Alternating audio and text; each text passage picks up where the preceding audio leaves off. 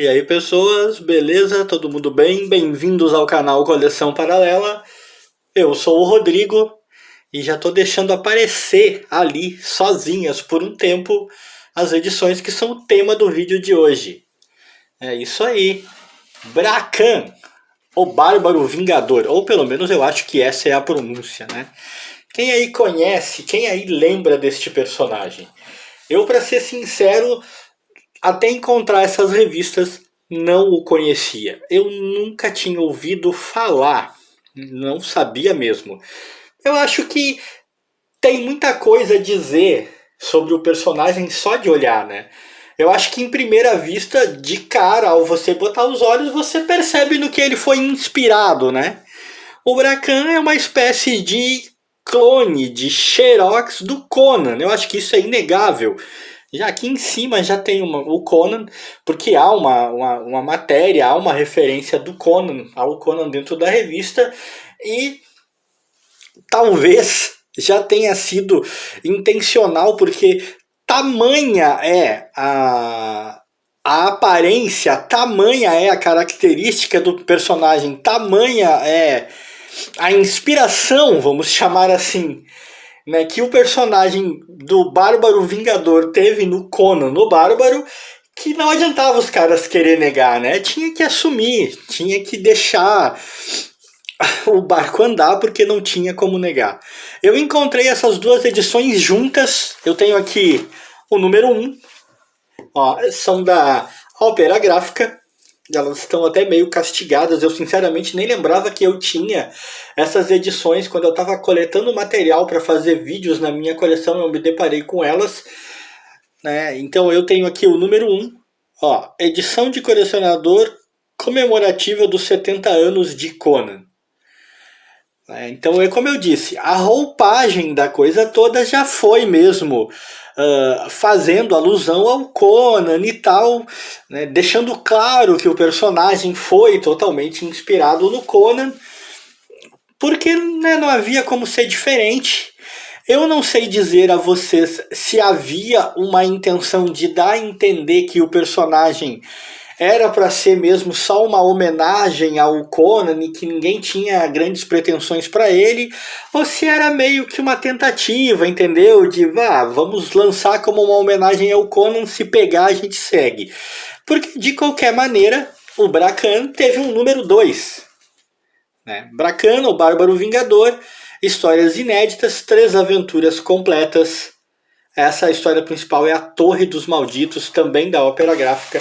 Ambas as edições foram lançadas aqui, ó, no verão de 2002. Ambas, tá? A número 1 e a número 2 foram lançadas no verão de 2002.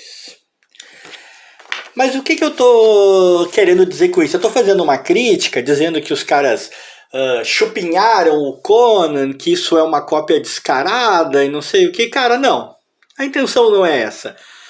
Quem lê quadrinhos, e não precisa ser só quadrinhos, vamos nos ater aos quadrinhos, porque é dos quadrinhos que esse canal mais trata, que mais fala, é o nosso assunto predileto. Né? Mas a gente sabe que não é só nos quadrinhos, na literatura, no cinema, né? Na televisão, essa coisa de se inspirar, de beber na fonte de outro personagem ou história, de criar derivados, é velho, é antigo, isso não tem nenhuma novidade, né, gente? Não tem nada novo aí, e a menos que a coisa seja descaradamente prejudicial à fonte original, né, eu acho que não tem problema. É verdade aquela questão de que nada se cria, tudo se copia. Então, não, a intenção não é essa. Mas é como eu disse, é impossível não traçar os paralelos, mesmo que eles não quisessem, é impossível não traçar os paralelos entre esse personagem e o Conan. O Brakan é uma criação de 2 caras fantásticos no universo de quadrinhos brasileiros, ou pelo menos, até para eu não correr o risco de estar falando muita bobagem, gente, ou pelo menos se ele não é uma criação desses 2, essas histórias aqui foram produzidas por esses 2. Eu não me dei ao trabalho realmente, e eu digo assim, descaradamente. Eu não fui procurar, eu não fui pesquisar para saber se é uma criação dos dois ou não, mas eu creio que é. Seja como for, são dois caras de peso no universo de quadrinhos do Brasil, né? O Júlio Emílio Braz e o grande Mozart Couto. É um trabalho de ambos, né? Tanto o número 1 quanto o número 2 do personagem é um trabalho de ambos. O que eu posso dizer da revista em si, do personagem, da história? Cara, a arte é impecável. Dificilmente alguém não gosta do trabalho do Mozart Couto, né, cara? O Mozart é tipo fantástico, é simplesmente um dos maiores, talvez o maior desenhista desse país. De certa forma, de determinadas maneiras, ele é um cara que até não recebeu a justiça que deveria receber. Não tô nenhum demérito aqui a hoje outros grandes desenhistas que são até mais conhecidos, principalmente internacionalmente, do que o Mozart. Mas o cara é fantástico, né? Fora de série. Então, os desenhos impecáveis, muito bons. Aqui, o nosso amigo Bracan, mais do que nunca, lembra o Conan da Ciméria, né? Mais do que nunca. Mas, e o roteiro? Pois é, me desculpem, mas eu tenho que ser sincero aqui. Então, gente, eu vou me interromper de novo, mas olha, isso é o Conan, né? Mas o roteiro, desculpa, eu vou ter que ser sincero e vou ter que dizer que o roteiro não é bom.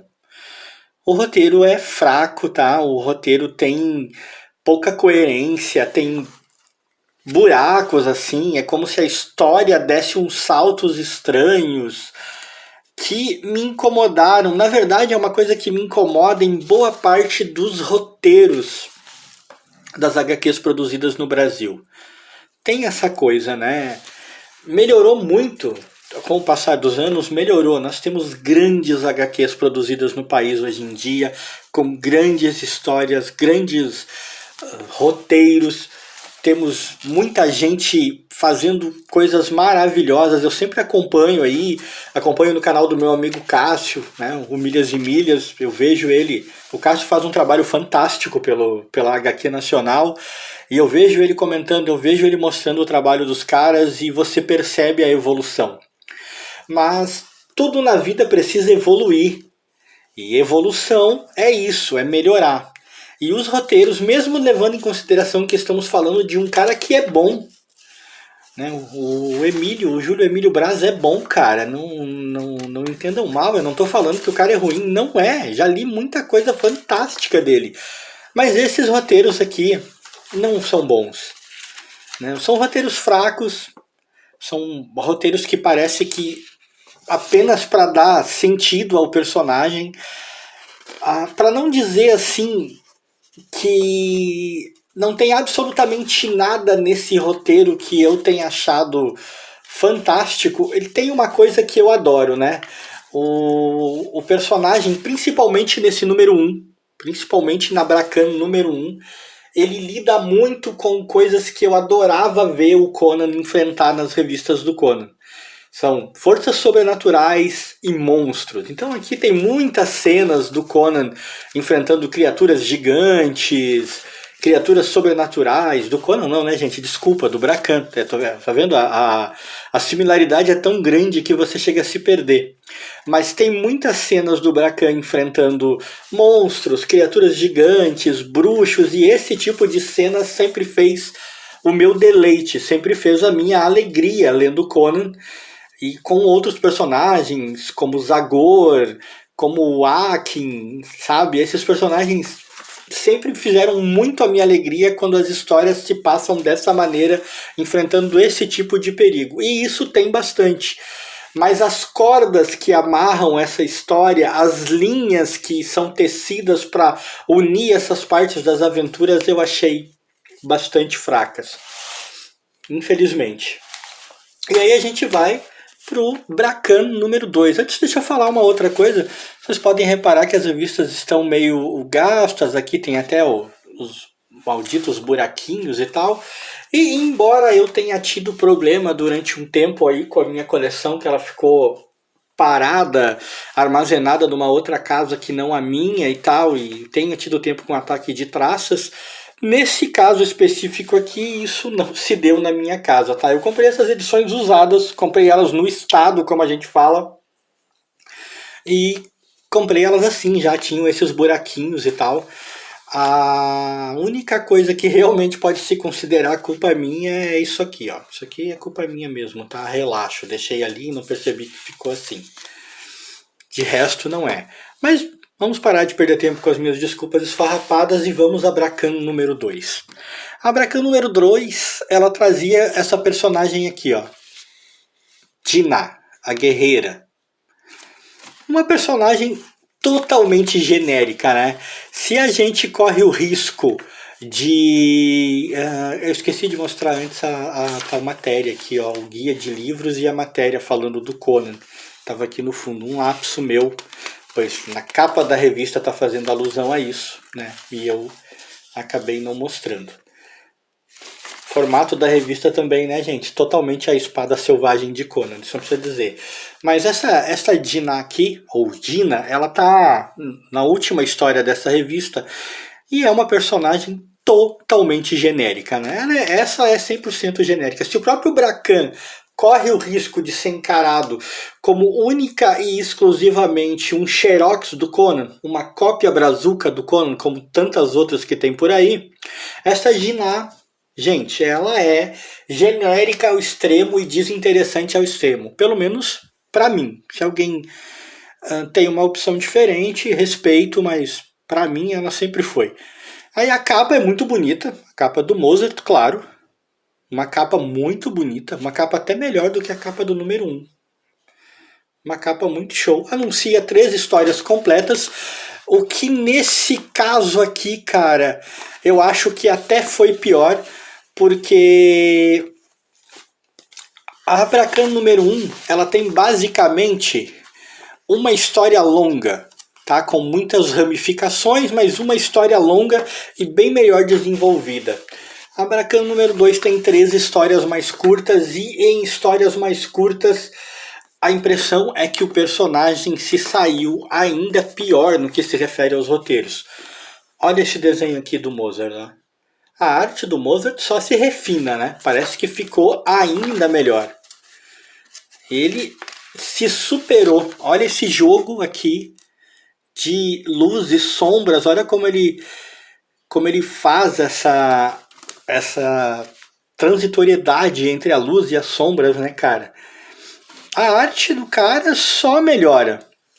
Não tem como falar nada da arte. Você tem que realmente não gostar em absoluto do trabalho do cara, mas não gostar mesmo, assim, ser um cara muito anti-Mozart para não reconhecer os méritos da arte dele. A arte é muito boa. Ele escolheu desenhar de... Olha isso aqui, olha esse quadro aqui. Ele escolheu desenhar de uma maneira fantástica, colossal. Mas aquele problema que eu citei com os roteiros continua.